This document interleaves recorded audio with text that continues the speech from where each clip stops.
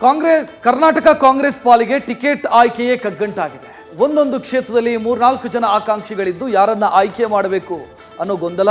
ಇತ್ತ ಬಳ್ಳಾರಿಯಲ್ಲಿ ಶ್ರೀರಾಮುಲು ಅವರಿಗೆ ಬಿಜೆಪಿ ಟಿಕೆಟ್ ಕೊಡ್ತಾ ಇದ್ದಂತೆ ತಳಮಳ ಎದ್ದಿದ್ರೆ ಅತ್ತ ಚಿಕ್ಕೋಡಿಯಲ್ಲಿ ಟಿಕೆಟ್ ಜಟಾಪಟಿಗೆ ಸೊಲ್ಯೂಷನ್ ಸಿಕ್ಕಿದೆ.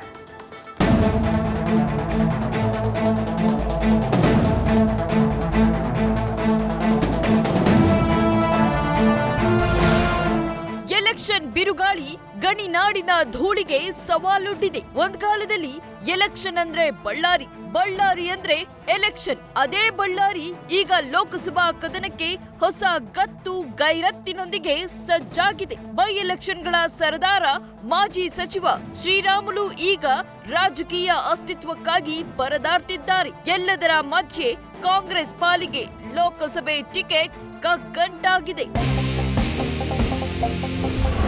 ಕಾಂಗ್ರೆಸ್ ಪಾಲಿಗೆ ಕಗ್ಗಂಟಾದ ಬಳ್ಳಾರಿ ಲೋಕ ಟಿಕೆಟ್.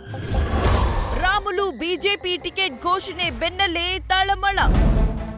ಆಪ್ತ ಮಿತ್ರ ರೆಡ್ಡಿ ಜೊತೆಗಿನ ವೈರತ್ವದ ಸವಾಲು ಮೆಟ್ಟಬೇಕಿರುವ ರಾಮುಲುಗೆ ಈಗ ರಾಜಕೀಯ ಮರುಜನ್ಮದ ಅಗತ್ಯವಿದೆ. ರಾಮುಲು ಬಿಜೆಪಿ ಟಿಕೆಟ್ ಘೋಷಣೆ ಬೆನ್ನಲ್ಲೇ ಕಾಂಗ್ರೆಸ್ನಲ್ಲಿ ತಳಮಳ ಎಬ್ಬಿಸಿದೆ. 4 ನಾಯಕರಿಂದ ಲೋಕಸಭಾ ಟಿಕೆಟ್ಗಾಗಿ ಲಾಬಿ ನಡೀತಿದೆ. ಗೆಲ್ಲುವ ಕುದುರೆಗೆ ಮಣೆ ಹಾಕಲು ಹೈಕಮಾಂಡ್ ಪ್ಲಾನ್ ರೂಪಿಸಿದೆ.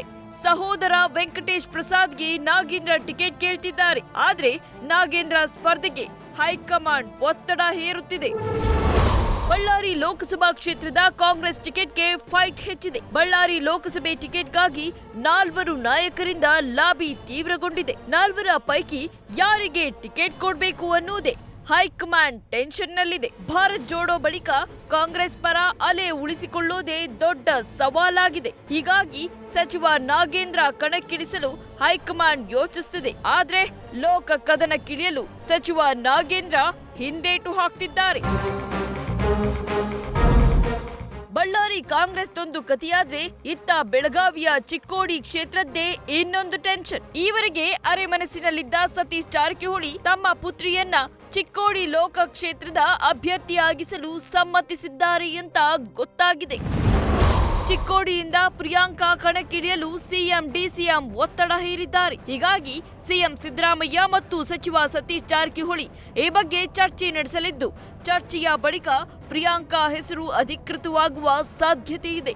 ಮಗಳ ಜೊತೆ ಚರ್ಚಿಸಿ ತೀರ್ಮಾನ ತಿಳಿಸುವುದಾಗಿ ಈ ಹಿಂದೆ ಸತೀಶ್ ಹೇಳಿದ್ರು. ಈಗ ಚಿಕ್ಕೋಡಿ ಲೋಕಸಭಾ ಕ್ಷೇತ್ರದಲ್ಲಿ ಪ್ರಿಯಾಂಕಾ ಹೆಸರು ಬಹುತೇಕ ಫೈನಲ್ ಆಗಿದೆ ಅಂತ ಗೊತ್ತಾಗಿದೆ.